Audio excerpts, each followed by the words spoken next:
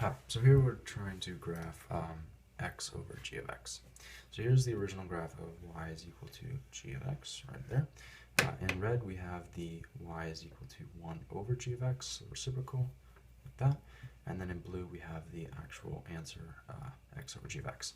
So we have a few asymptotes, one at y is equal to x, -1 and 0.8, because at 0.8, -1, you'll have a 0 in the denominator, which cannot exist. You can't have x values there. So when you take the original graph, you're trying to find the reciprocal here. As you get larger and larger x values of here, the reciprocal will be smaller and smaller fractions of those x values. As you get very, very small here, you'll get very, very large here, because reciprocal large small number is a large number. Same over here, small, large, small, small, small, large, large, large, small, large, like that. All you have to do to get from this red reciprocal to the answer of g x over g of x is multiply the reciprocal by x.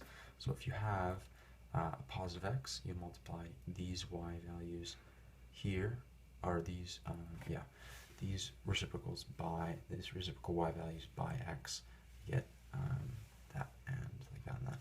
So if you have negative values, you flip it over. Negative values over here cause you these values to shift up, flip over the x, cross through the origin. So as you approach, as the parent graph approaches infinity, positive and negative infinity, it becomes 1.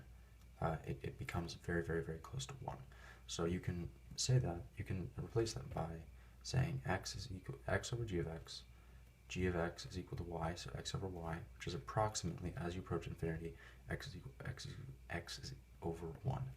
So as you get very, very large positive x values, very, very large negative x values, you'll get a negative x value, a positive x value over 1, which will give you a very positive large y value. So x comma y of pretty much the same number will give you almost a perfect xy coordinate. So as you approach infinity, negative infinity, you get closer and closer to y over x, or y is equal to x. And as you approach infinity, or -1 and 0.8, you're very, very close to that because of this. So, yeah, thank you.